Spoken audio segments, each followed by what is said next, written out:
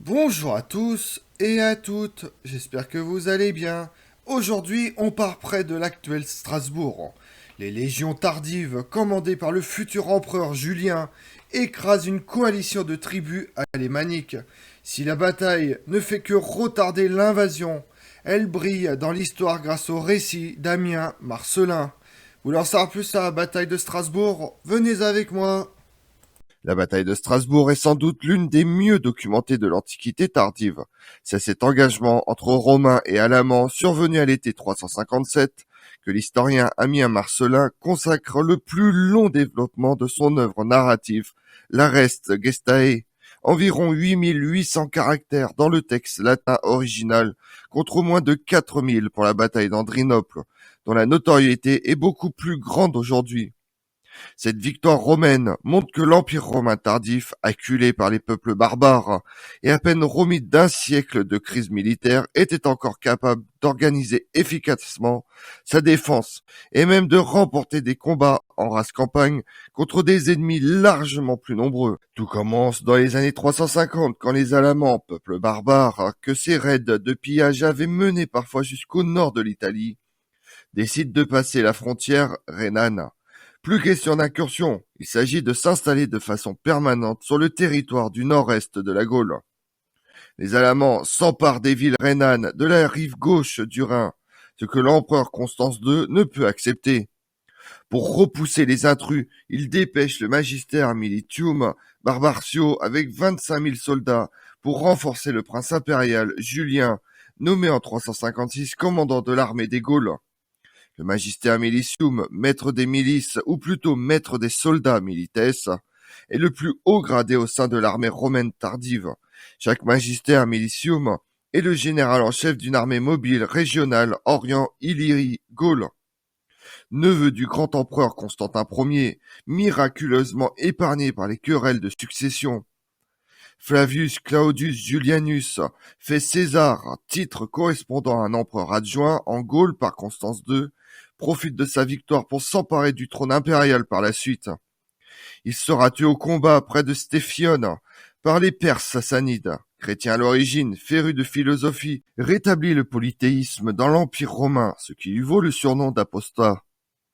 Mais les deux généraux ne parviennent pas à s'entendre et le maître des milices finit par partir, laissant son rival seul contre les Alamans. Julien, cependant, n'a pas l'intention de se retirer. De ses quartiers de Sarverne, au nord de l'Alsace, il décide début 357 de marcher contre les barbares, rassemblés sur la rive gauche du Rhin, à proximité de Strasbourg. Fin août 357, la confrontation paraît inévitable. Si l'on en croit Amien Marcelin, Julien dispose d'une armée composée de 13 000 hommes. Il est donc en nette infériorité numérique face aux 35 000 guerriers rassemblés par une confédération alémanique, commandée par 7 rois, parmi lesquels Cnodomère semble occuper une place prééminente. Ces chiffres doivent être cependant considérés avec prudence. Les commentateurs modernes considèrent en effet qu'Amien Marcelin minore les forces de Julien et exagère celles des barbares. Le procédé ne surprendrait guère, la manipulation des chiffres étant un procédé couramment employé par les historiens de l'Antiquité. Amien Marcelin ne donne pas une composition détaillée du corps expéditionnaire de Julien, mais tout de même quelques éléments. Parmi les unités de cavalerie évoquées, dans la res gestae, on trouve les cataphractaires et des archers montés. Julien avait aussi des equites secutari, cavaliers porteurs de boucliers armés plus légèrement, ainsi qu'une garde personnelle de 200 soldats montés. Côté infanterie, Amien Marcelin cite 4 bataillons d'auxiliaires palatins et une légion palatine.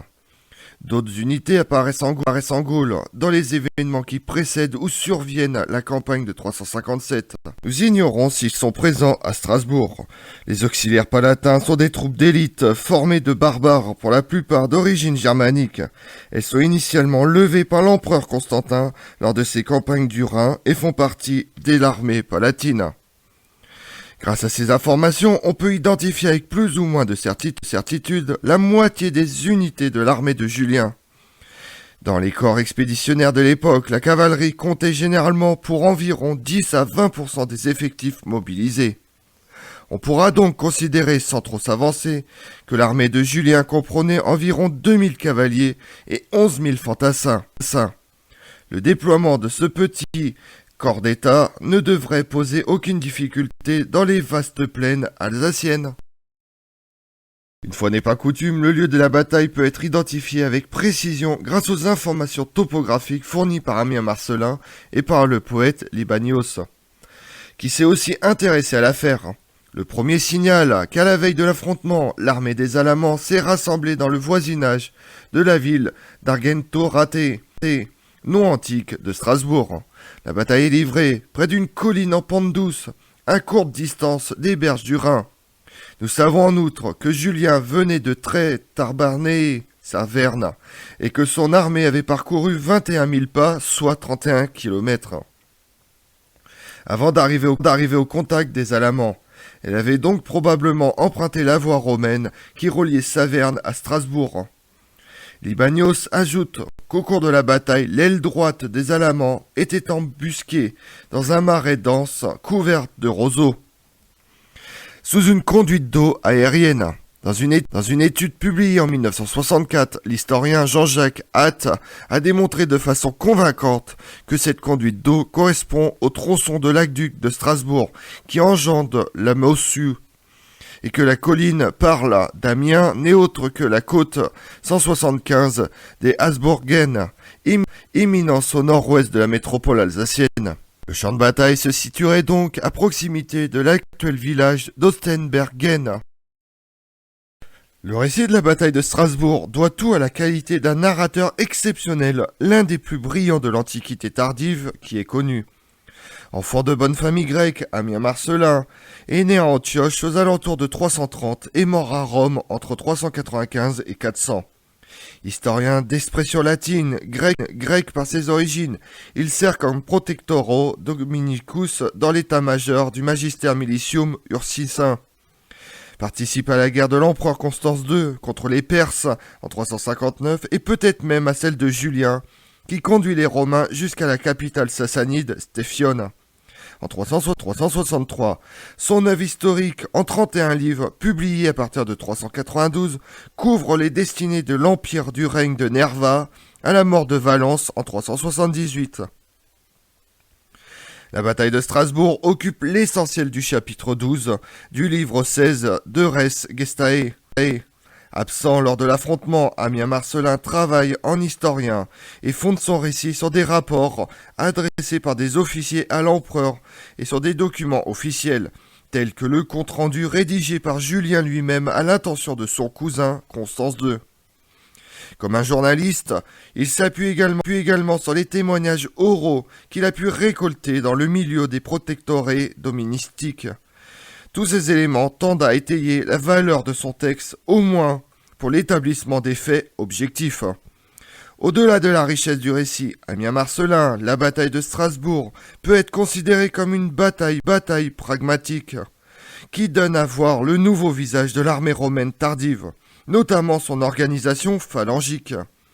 Ammien Marcellin se démarque là de ses illustres prédécesseurs, Thucydide, Polybe, Jules César, Tacite, par l'importance qu'il accorde au visage de la bataille. Les modalités concrètes du combat, la psychologie des soldats, les bruits, les odeurs. Mais il ne faut pas oublier qu'il s'exprime en admirateur de l'empereur Julien, dont il ne cesse de mettre en valeur le génie militaire, quitte à occulter celui des généraux qui servaient à ses côtés. L'ordre de bataille des deux armées semble avoir tenu compte des données topographiques. Comme nous l'avons vu, Ammien Marcellin et Libanios placent l'aile droite des Alamans, commandée par le Rex Serapio, dans une zone marécageuse qui fait certainement obstacle au déploiement de la cavalerie à l'extrémité occidentale du théâtre des opérations. Toute la cavalerie des deux armées s'est donc déployée du côté oriental, dans la vaste plaine qui s'étend entre les Hauts-Bergen et la rivière Troie. L'infanterie est au centre et des troupes d'élite supplémentaires sont placées en deuxième ligne, à la droite du dispositif, là où se trouve Julien. La cavalerie romaine est donc rangée sur deux lignes, probablement devant une réserve d'infanterie. Nous savons par ailleurs qu'au centre du dispositif, les légions Primani est également placée en réserve. Selon Libanios, les Romains établissent leur train de bagages sur les sommets de la colline dont ils sont préalablement emparés et depuis laquelle ils ont pu découvrir l'embuscade tendue par les barbares. Nous ignorons cependant où se trouve le camp des Alamans, mais il est possible qu'il soit situé plus au nord. La bataille s'engage, comme tous les combats de l'Antiquité, par des escarmouches entre les troupes légères, archers, frondeurs, javeliniers, puis viennent les premières manœuvres. À l'aile gauche romaine, le Magister Militium Severus pousse victorieusement ses troupes contre les Alamans dissimulés dans les marécages. Selon Libanios, les soldats romains chargent tout en poussant leurs cris de guerre, les délogent et se mettent à les poursuivre. En ce faisant, ils jettent l'effroi dans la moitié de l'armée ennemie, la fuite appelant la fuite, en passant les premiers au second. Si les Romains l'emportent à leur gauche, leur cavalerie à droite est en déconfiture. Les Alamans, selon l'habitude des Germains, ont intégré des fantassins mobiles au sein de leur cavalerie, qui vont mutiler les chevaux et semer la confusion dans les rangs adverses. La formule porte ses fruits à Strasbourg. Les cataphractaires, voyant leur chef légèrement blessé et un de leurs compagnons choir par-dessus l'encolure de son cheval, accablé sous le poids des armes, s'échappent chacun dans la direction qu'ils peuvent. Débarrassés de la cavalerie de Julien, les Alamans fondent sur les premières lignes romaines. Les Bracati, les Carnuti s'efforcent d'épouvanter les barbares en entonnant le Baritus, un terrifiant cri de guerre dont la clameur monte crescendo. Puis les premiers rangs s'entrechoquent et la mêlée s'intensifie au milieu d'une pluie de traits. Longtemps incertaine, la situation finit par basculer lorsque le peloton constitué de nobles se lance en avant des lignes germaniques, perfore la ligne romaine et pousse jusqu'à la légion des Primani, qui se trouve au centre de l'ordre de bataille. Ces derniers, en formant un mur de boucliers, contiennent les Germains, puis ils contre-attaquent et infligent de lourdes pertes à leurs ennemis. Ammien Marcellin signale alors le reflux progressif des Alamans, qui dégénère en sauve-qui-peut généralisé. Si sa description tactique est déjà remarquable, le soldat Ammien Marcellin tire un portrait encore plus convaincant du visage de la bataille. Le récit place le lecteur au centre du combat, dans un environnement bruyant et chaotique, truffé d'images saisissantes. La narration fait régulièrement intervenir des stimuli sonores, comme le fracas des trompettes, qui ouvrent et clôt l'engagement. Ammien Marcellin mentionne le sifflement des traits qui parcourent le champ de bataille, les cris de guerre dont le terrifiant Baritus évoquait plus haut. Le champ de vision des combattants est également saturé de signaux. On retient la vue des enseignes, comme le Signum Draconis, un manche à air en forme de dragon qui accompagne Julien et marque sa présence sur le champ de bataille. L'image intimidante des cataphractaires bardés de fer, l'aspect terrifiant des Germains, hirsutes dont les yeux flamboient de rage. Puis il y a de la poussière levée par les unités en manœuvre qui obscurcit le champ de vision des soldats. La vue des blessés qui tombent sous le regard de leurs camarades en sont une source de panique. Le récit d'Ammien Marcellin produit ainsi une impression terrifiante et donne une idée de l'impact psychologique que l'environnement du champ de bataille pouvait avoir sur les combattants. Certains éléments devaient renforcer cette atmosphère étouffante et anxiogène. La chaleur bien entendu, car on combat alors à la fin du mois d'août et en plein après-midi.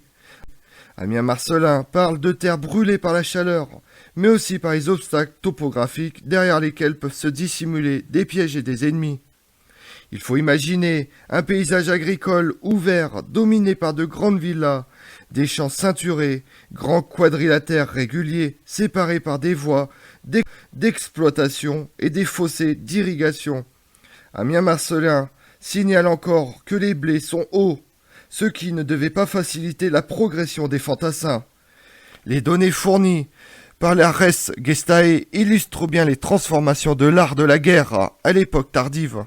Il faut oublier l'image épinale du légionnaire lançant son pilum avant d'escrimer au glaive contre ses adversaires dans une série de duels sanglants. Les légions du Bas Empire privilégient un mode de combat différent, fondé sur l'ordre dense, avec rapprochement ou entrelacement des boucliers au sein du même rang de soldats. On comprend dès lors les périphrases employées par Ammien Marcellin pour qualifier cette densité. L'ordre de bataille romain forme un véritable mur de boucliers. Cet ordre proche de la phalange grecque est favorisé par l'adoption progressive au cours du IIIe siècle d'un large bouclier circulaire dont le diamètre 90 à 110 cm permet de protéger son utilisateur de l'épaule au genou. Il ne faut cependant pas imaginer que la ligne de bataille est constituée uniquement de fantassins lourds. L'autre particularité de la phalange légionnaire tardive est qu'elle intègre en son sein des lanceurs de projectiles, archers, javeliniers et frondeurs, se retrouvent généralement dans les 3 derniers rangs d'une formation déployée sur une profondeur de 6 soldats. Ces fantassins légers restent actifs lorsque les lignes sont en contact. La mêlée, et plus encore l'épisode de poussée, apparaît bien dans le récit d'Ammien Marcellin. Lorsque les Germains chargent la première ligne de Julien, l'engagement débouche sur une phase de presse qui se traduit par le choc des boucliers. Le premier rang de soldats est aidé par la poussée des rangs postérieurs, qui appuient leurs boucliers dans le dos de leurs camarades. Épaules en opposition. Dans cette phase où les deux lignes sont compressées l'une contre l'autre, le fantassin n'est plus protégé par sa distance de sécurité et ne peut plus escrimer librement. Il devint beaucoup plus difficile de couvrir ces parties vulnérables. Le visage et les jarrets sont exposés aux coups d'épée.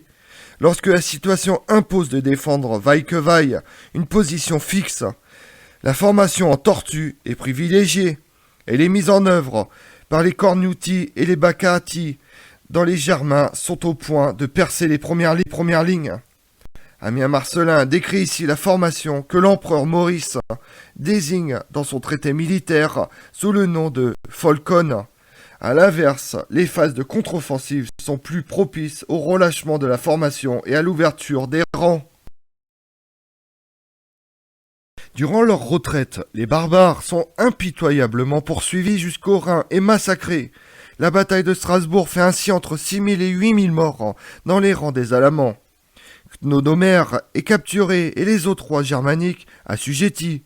Fort de sa victoire, Julien peut restaurer les défenses frontalières de l'Empire romain et passer à l'est du Rhin pour mener campagne en Souabe. Reste qu'il suscite le vif intérêt d'Ammien Marcellin, qui en fait une pièce narrative de première importance au sein de son œuvre. Le triomphe de Strasbourg n'apporte rien de décisif. En 366, les Alamans franchissent à nouveau le Rhin. À l'hiver 406, c'est une coalition entière de peuples barbares qui pénètre en Gaule sans que l'Empire romain d'Occident, miné par les dissensions internes, ne puisse organiser de véritables ripostes. À court terme, la bataille de Strasbourg a tout de même changé la destinée politique de l'Empire romain. Auréolé de gloire, en but à la jalousie de son cousin l'empereur Constance II, qui souhaite le déposer d'une partie de son armée pour la transférer en Orient, Julien est proclamé Auguste par ses troupes à Lutèce en 360.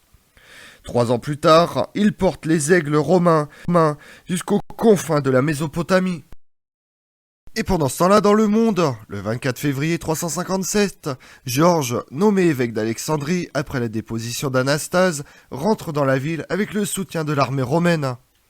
Le 17 octobre, une loi interdisant de pousser des soldats et des palatins officiers du palais à combattre à Rome comme gladiateurs sous peine d'une amende de 6 livres d'or.